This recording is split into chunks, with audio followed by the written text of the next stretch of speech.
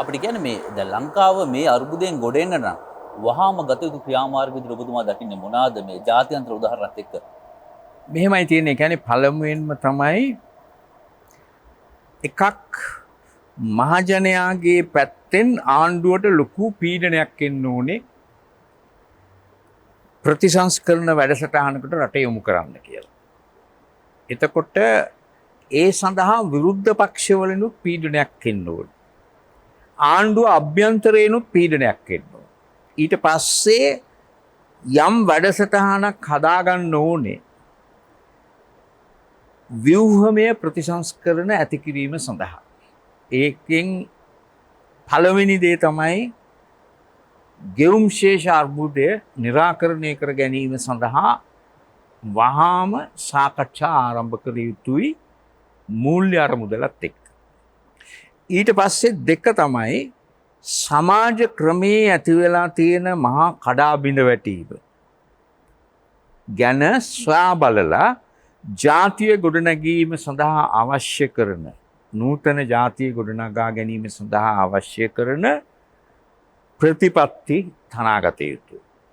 තුන්වෙනි වැදගත් කාරණය තමයි දේශපාලන ක්‍රමයේ ඇති වෙලා තියෙන මහා බිඳවැටීම සැලකිල්ලට අරගෙන රාජ්‍ය නැවත ප්‍රතිනිර්මාණය කර ගැනීමේ වැඩසටහනක් සමග ව්‍යවස්ථා සම්පාදනයකට රට යොමු කළ යුතුයි. දැන් ඒ කාරණෙන් අපි නැවත පටන් ගන්න සූදානම් මේ ව්‍යවස්ථා සම්පාදනය කියන කාරණේ. දැන් ලෝකයේ ව්‍යවස්ථා සම්පාදනය කියන ක්‍රියාවලිය සම්බන්ධයෙන් බොහෝ උදාහරණ තියෙනවා. දකුණු අප්‍රිකාවේ තිබෙනවා, නේපාලයත් ව්‍යවස්ථාවක් සදාගත්ත. දැන් චිලි රාජ්‍යයේ ඒ සම්බන්ධයෙන් කාරණා වෙනවා. දැන් දකුණු අප්‍රිකාව වගේ රටක ව්‍යවස්ථාවක් හදාගෙන ඉද්දී ඔවුන් රටේ මතය විමසලා ලොකු ක්‍රියාවලියකට ගියා. ඒ හන්දම සාර්ථක මඟකට ගියා. හැබැයි ශ්‍රී ලංකාවේ ව්‍යවස්ථා සම්පාදන ක්‍රියාවලිය හැමදාම වෙන්නේ යම්කිසි පිරිසකගේ නැත්නම් කල්ලියකගේ ඌමනාව මත. දැන් උනත් යම් කණ්ඩායමක් පත් කරලා ඉන්නේ. කණ්ඩායම මහජනතාව හරහා යන ගමනක් වෙනුවට ඔවුන්ගේ ව්‍යවස්ථාවක් සම්පාදනය කිරීමේ ක්‍රියාවලියකට යනවා. මේ හරහා අපිට ගොඩ යන්න පුළුවන්. නෑ, ඒක තමයි කියන්නේ අවශ්‍ය වෙන වැදගත් කාරණයක් තමයි ලෝකේ ව්‍යවස්ථා සම්පාදන මාදිලි ගණනාවක් තියෙනවා. එක ජනප්‍රියම මාදිලියක් තමයි පාර්ලිමේන්තුව හදන ව්‍යවස්ථා සම්පාදන මාදිලිය. නමුත් ඒ මාදිලිය අද ලෝකයේ සලකන්නේ හුඟක් යල්පැන ගිය මාදිලියක් හැටියට. අද නූතන ව්‍යවස්ථා සම්පාදනය කියලා කියන්නේ විශේෂයෙන්ම 21 වන සියවසේ ව්‍යවස්ථා සම්පාදන මාදිලිය හැටියට සැලකෙන්නේ සහභාගීත්ව ව්‍යවස්ථා සම්පාදන ක්‍රමය හෝ මහජන ව්‍යවස්ථා සම්පාදනය කියන ක්‍රමයට. ඒකෙදී ඇත්තටම ඒකට ඒ කියන්නේ මූලධර්ම ගණනාවක් තියෙනවා. ඒ මූලධර්ම වල තියෙන වැදගත්ම ලක්ෂණයක් තමයි විශේෂයෙන්ම පීඩිතයි කියලා පිරිසක් ඉන්නවා නම් රටක, කණ්ඩායම් ඉන්නවා නම් ඒක එකක් වෙන්න පුළුවන්, සිය ගණනක් වෙන්න පුළුවන්. ඒ අය හැම කෙනෙකුටම, හැම කණ්ඩායමකටම ව්‍යවස්ථා සම්පාදනයට සහභාගී වීමට තියෙන අයිතිය තහවුරු කිරීම. එතකොට ඒක කිසි කෙනෙක් කිසිම වර්ගය, කුලය, ආගම, ලිංගය, සංස්කෘතිය මේ පදනම මත වෙනම කණ්ඩායමක් හැටියට සැලකිය හැකි කිසිම කණ්ඩායමක් බැහැර නොකිරීම. පස්සේ දෙවෙනි කාරණය තමයි ඒ කියන්නේ මේක විවෘත ක්‍රියාවලියක් ලෙස පවත්වාගෙන යෑම. අද ඒ කියන්නේ ඇත්තටම ගොඩාක් ටූල්ස් හදලා තියෙනවා විශාල පිරිස් වලට සහභාගී විය හැකි ක්‍රම. දැන් අපි ගත්තොත් එහෙම දකුණු අප්‍රිකාවේ යෝජනා සහ අදහස් පළ කිරීම පමණක් ලක්ෂ 20ක් ආවා. එතකොට මේ ලක්ෂ 20ම ව්‍යවස්ථාවට ඇතුළත් කිරීම නෙමෙයි වෙන්නේ. මේ ලක්ෂ 20ම සැලකිල්ලට ගන්නවා. ඒ අතර ඊටමත් විශේෂ අදහස් තියෙනවා නම් ඒ අදහස් ඒ කියන්නේ සැලකිල්ලට ගන්නවා ව්‍යවස්ථා සම්පාදනයේදී. ඒ සඳහා සුදුසු ඒ කියන්නේ රාමුවක් ගොඩනගා ගැනීම. ඊට පස්සේ ඇත්තටම ව්‍යවස්ථාව කොහොමද හදන්නේ? දැන් බලන්න දකුණු අප්‍රිකාවේ කරපු දේ තමයි ඉස්සෙල්ලම එකඟ වුණේ ව්‍යවස්ථා මූලධර්ම වලට. ව්‍යවස්ථා මූලධර්ම කියලා කියන්නේ බොහොම සරල විදියට ජනාධිපති ක්‍රමයක්ද ඕනේ. ඔව් නම් ජනාධිපති ක්‍රමයක්. එතකොට ජනාධිපති තෝරාපත් කරගන්නේ මහජන ඡන්දයෙන් නම් ඔව් ඒක මූලධර්මයක්. එහෙම මූලධර්ම වලට එකඟ වීම තමයි පළමුවෙන් සිද්ධ වෙන්නේ. එතකොට දකුණු අප්‍රිකාව උනේ මූලධර්ම 34කට එකඟ වුණා. එකඟ වෙලා ඒගොල්ලෝ අතුරු ව්‍යවස්ථාවක් හදාගත්තා. ඒ අතුරු ව්‍යවස්ථාවේ වැදගත් කොන්දේසියක් තමයි ඇතුළත් කරා අර මූලධර්ම 34. එතකොට ව්‍යවස්ථාව හදන්නේ අර මූලධර්ම 34 ඉලක්ක කරගෙන. එතකොට ව්‍යවස්ථාව කෙටුම්පත් කරායින් පස්සේ ඒක අධිකරණයට ගියාම අධිකරණය සලකා බැලුවේ ඒ මූලධර්ම 34ට අනුකූලව ව්‍යවස්ථාව ලියවිලා තියෙනවද නැද්ද කියලා. ඒගොල්ලෝ කිව්වා නෑ එහෙම ලියවිලා නැහැ. සමහර දේවල් කියලා ඒගොල්ලෝ යෝජනා කරා ඒ නොලියවිච්ච දේවල් මොනවද කියලා.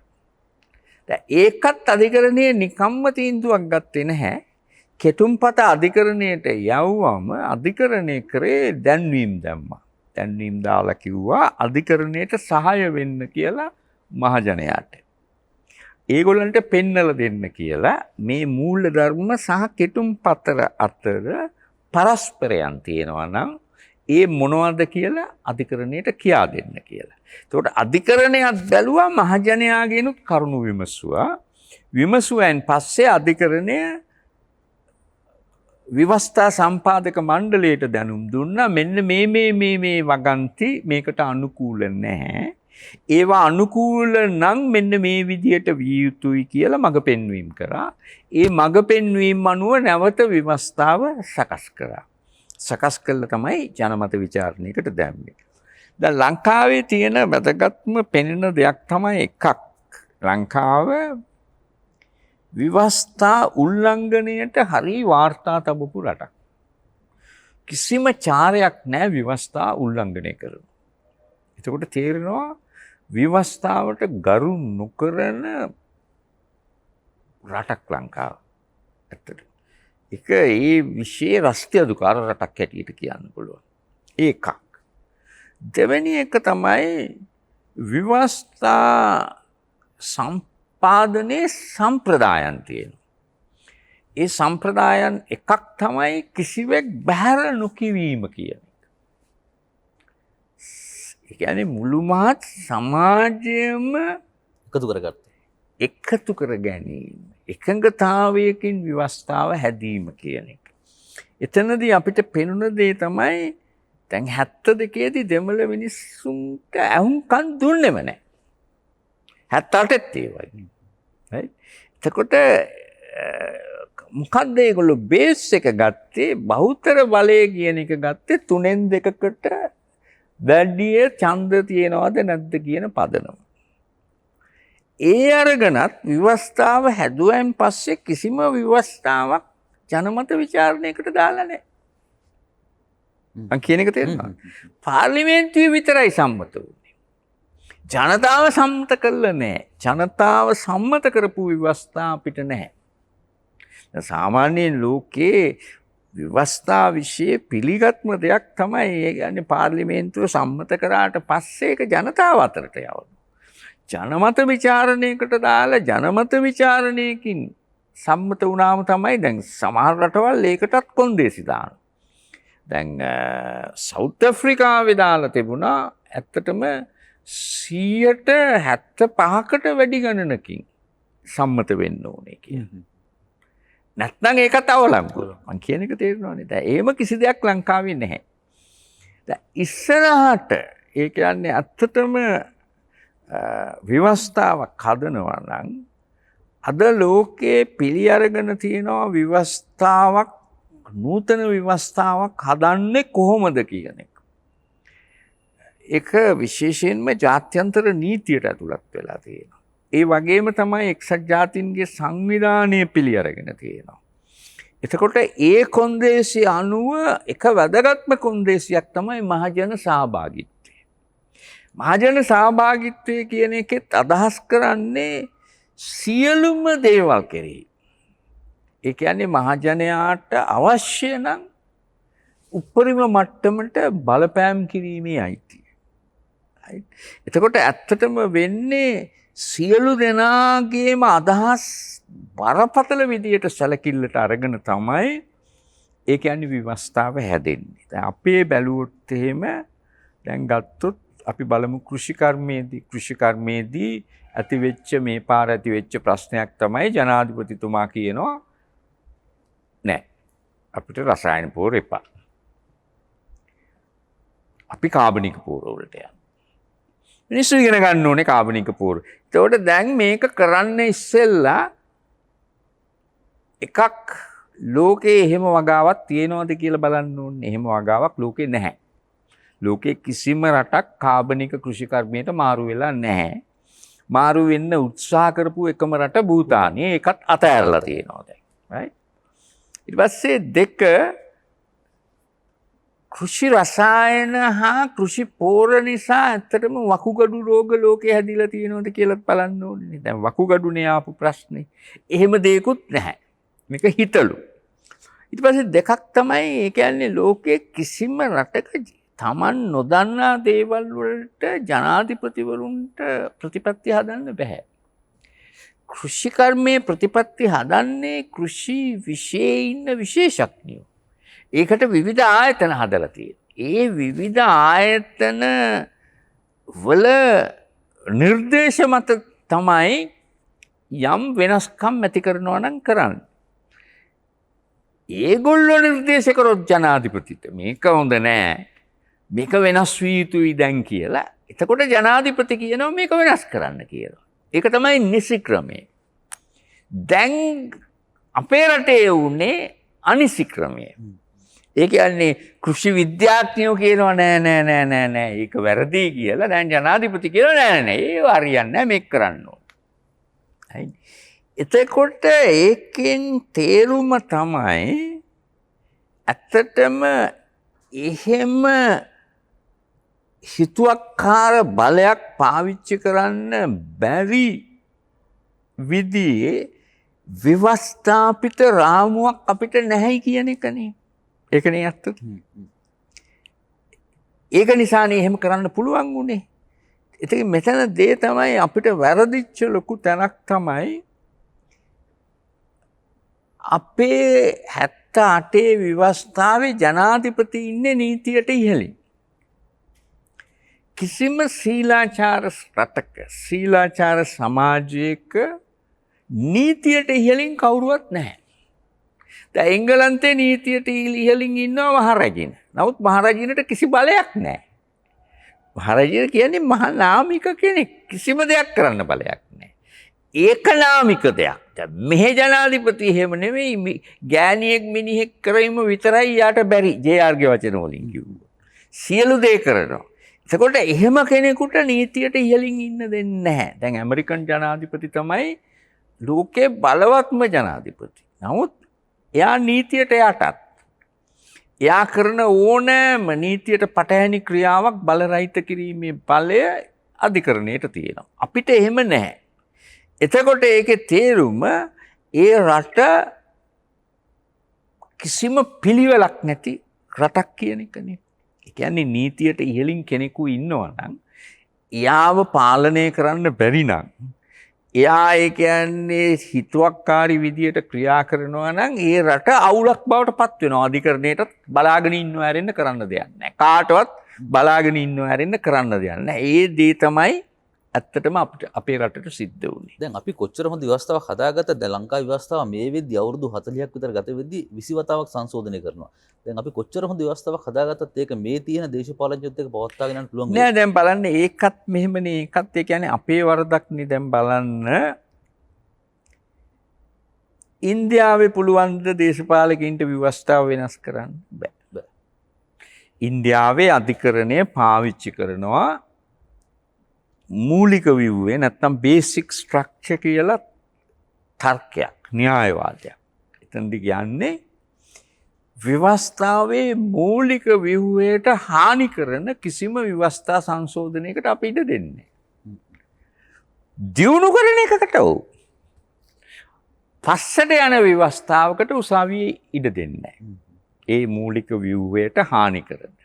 එතකොට කොයි තරම් ඉන්දියාවේ දේශපාලකයෝ බලවත් වුණත් අලුත් ව්‍යවස්ථාවක් ගැන හීනකින්වත් හිතන්නේ නැහැ. ඒකට අවශ්‍ය කරන ස්ට්‍රක්චර්ස් හැදිලා තියෙන ඉන්දියාවේ. අපේ හැදිලා නැහැ. ඇත්තටම දැන් බලන්න අපි කල්පනා කරන අපි කොච්චර පොඩිද කියලා.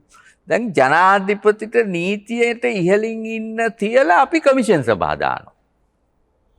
ඒක හරියට මම දකින්නේ කොහොමද දන්නවද? ඒ කියන්නේ අර එළුවෙක් බඳින්න පාවිච්චි කරන වැල්පටකින් එහෙම නැත්නම් කඹයකින් අලියෙක් බඳිනවා වගේ. තේරුමක් කියන එක තේරෙන්නේ. ඒ කියන්නේ ජනාධිපති නීතියට ඉහළින් තියලා කමිෂන් සභාවක් හදලා කියනවනම් මේකට ඇඟිලි ගහන්න එපා කියලා. විහිළුවක් නේ ඇත්තටම. එතකොට පේනවා මුළු ව්‍යවස්ථා හදන අයගෙමත් ආරවුලක් තියෙනවා කියලානේ.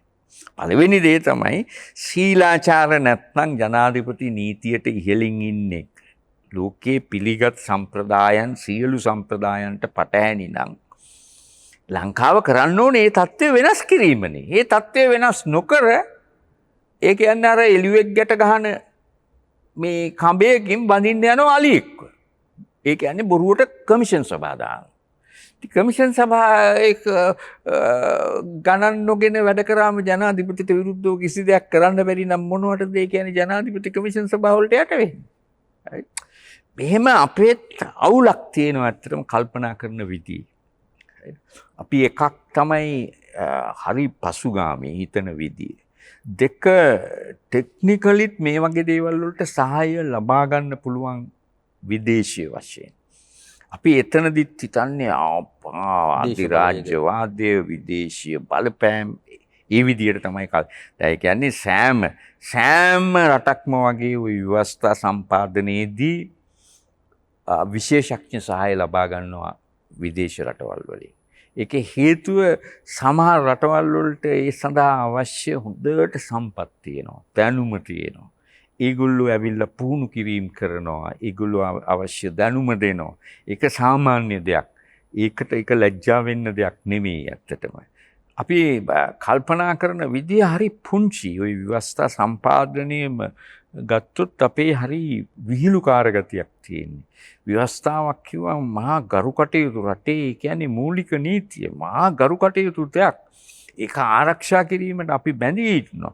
විශේෂයෙන් මේක ආරක්ෂා කරන්න උසාවිය බැඳී ඉන්නවා. අධිකරණයේ බැඳී ඉන්නවා. ඒගොල්ලන්ට පවා ලොකු ගැඹුරු හැඟීමක් නැත්නම් ව්‍යවස්ථාව ගැන. ඒ රට මේ වගේ තත්ත්වයකට ඇදවැටීම පුදුමයට පත් වෙන්න හේතුවක් නෙමෙයි. දැන් වත්මන් ආණ්ඩුව යනවා නීතිඥවරු කණ්ඩායමක් එක්ක ලංකාවේ ප්‍රසිද්ධ නීතිඥවරු කණ්ඩායමක් එක්ක ව්‍යවස්ථා සම්පාදනයට සඳහා යම්කිසි රාමුවක් සකසන්න. මෙවැනි ක්‍රියාවන්ට ජනතාව ඉඩ දී යුතුද? පළවෙනි දේ මෙහෙමයි. ඒ කියන්නේ ව්‍යවස්ථාවක් හදනවා කියන එකේදී සාමාන්‍යයෙන් පූර්ව පසුබිම සකස් කිරීමක් කියන එකක් වෙනවා ඕන රටක. ඒක හරියට මගුල් ගයක් ගන්නවා වගේ. මගුල් ගයක් ගන්න ඉස්සෙල්ලා දේවල් තියෙන්නේ කාඩ් ගහලා කියලා දෙපැත්ත වෙනම සාකච්ඡා කරලා ඒ වගේ තමයි ව්‍යවස්ථා සම්පාදනයකට යන්න ඉස්සෙල්ලා සිග්නල්ස් දෙනවා සමාජයට. දැන් සමහර වෙලාවට හිරේ ඉන්නවා නම් දේශපාලන හිරකාරයෝ ඔක්කොම එළියට දානවා. ඒකෙන් අදහස් කරන්නේ සාමීය පිළිබඳ හැඟීමක්. ඒ කියන්නේ අපි මේ ප්‍රශ්න මේ ව්‍යවස්ථා සම්පාදනයෙන් निराකරණය කරන්න අපේක්ෂා කරනවා කියන පණිවිඩය තමයි අනියම් ලෙස ලබා දෙන්නේ. ඒ කාලය තුල සමහර වෙලාවට බරපතල වැරදි කරන්නේ නැහැ.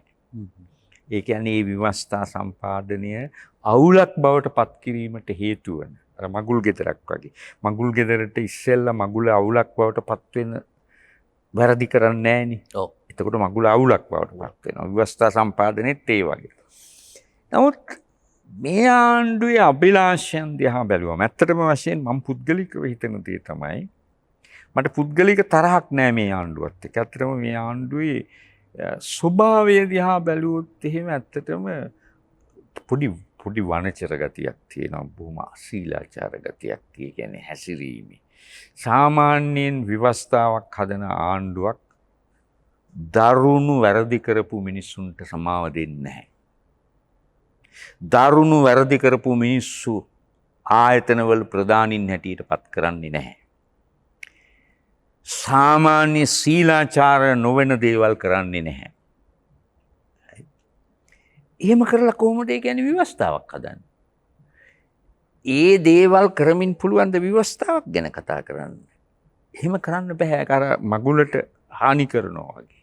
ඉස්සෙල්ලා Tamanගේ කියන්නේ Taman වඩා පුළුල් විදියට බලනවා කියන සංඥාව දෙන්න ඕනේ. නමුත් මේ දැනට දීලා තියෙන සියලු සංඥා වලින් පේන්නේ ඊටාම නරක අදහසක්.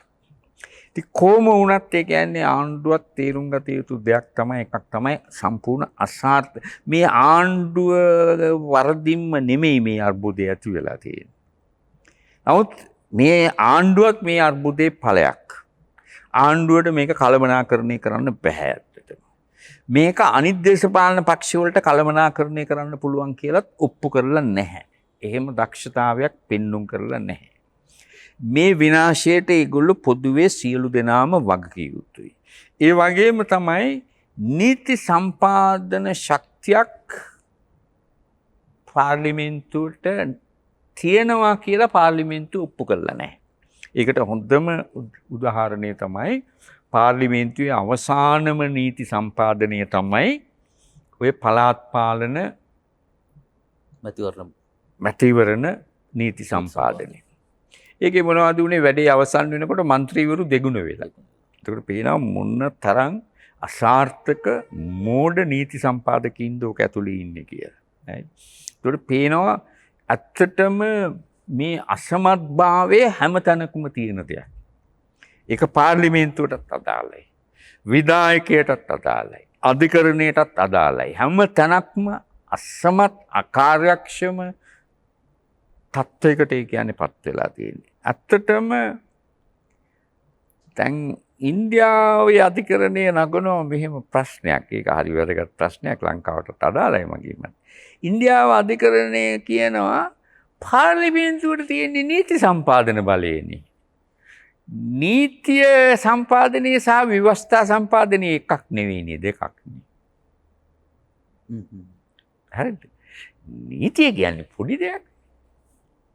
ව්‍යවස්ථාව කියන්නේ විශාල දෙයක්. කොහෙද නීති ව්‍යවස්ථා සම්පාදන බලය පාර්ලිමේන්තුවට දීලායි කියලා කොහෙද ආණ්ඩු ක්‍රම ව්‍යවස්ථාවේ තියෙන්නේ කියලා අහනවා අධිකරණය. යත්තා. නීති සම්පාදන බලය සහ ව්‍යවස්ථා සම්පාදන බලය කියන්නේ දෙකක්. එතකොට මේ ඓතිහාසික රටේ ඓතිහාසික අර්බුදය දේශපාලකයින්ගේ වැරදි කළමනාකරණය නිසා සහ මජරකම නිසා මැටිකම විතරක් නෙවෙයි.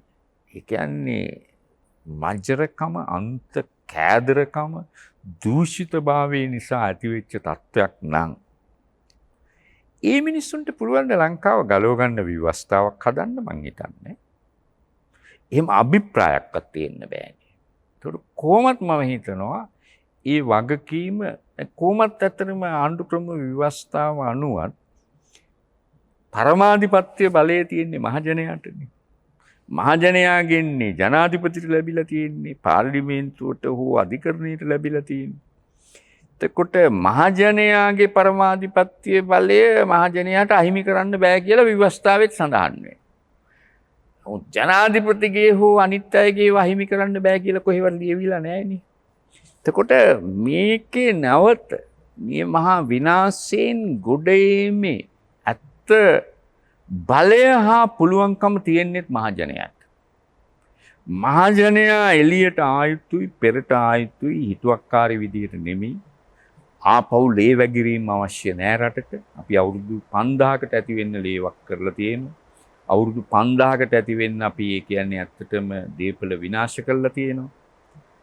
අපිට පුළුවන් පළවෙනි වතාවට මහජනයාට විනයගරුකව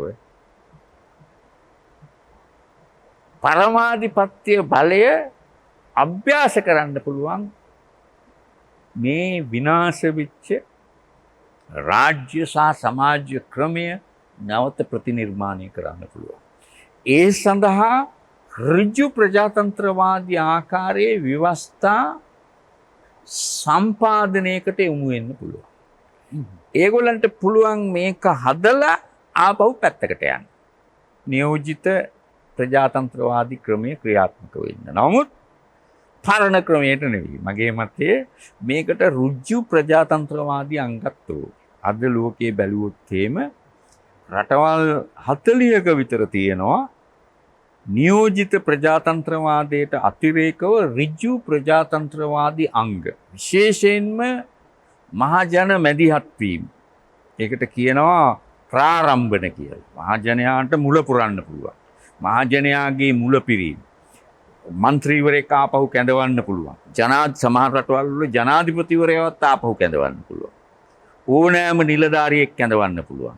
සමහර රටවල් වල තියෙනවා ඒ කියන්නේ පාර්ලිමේන්තුව දෝෂාභියෝගයක් හෝ විරුද්ධ විශ්වාසභංග යෝජනාවක් ගේන්නේ නැත්නම් වැරදි කරන පුද්ගලයෙකුට මහජනයාට පුළුවන් ඒක අස්සන් සංඛ්‍යාවකින් කරන්න. ඒකට අවශ්‍ය විධිවිධාන තියෙනවා. පාර්ලිමේන්තුවට යෝජනා ඉදිරිපත් කිරීමේ බලය මහජනයාට තියෙනවා. ඒ කියන්නේ නියමිත අස්සන් සංඛ්‍යාවක් සම්පූර්ණ කරාම එතකොට පාර්ලිමේන්තුව න්‍යාය පත්‍රය දාලා ඒක ඒ කියන්නේ විවාදයට ගන්න ඕනේ ඡන්ද විමසීමකට දාන්න ඕනේ.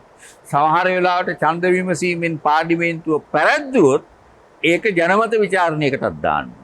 ඒ වගේ විවිධ අද මහජනයාට විශාල විදියට ආණ්ඩු ක්‍රමයට මැදිහත් වීමට බලය ලබා දෙන ඍජු ප්‍රජාතන්ත්‍රවාදී ක්‍රම ලෝකේ තියෙනවා. නියෝජිත ප්‍රජාතන්ත්‍රවාදී ක්‍රමවලට අතිරේකව මම හිතනවා එහෙම ක්‍රමයක් දෙකක් අපිටත් අවශ්‍යයි. එකක් තමයි මේකට දෙන්න පුළුවන් හොඳම උදාහරණේ සරත් සිල්වා.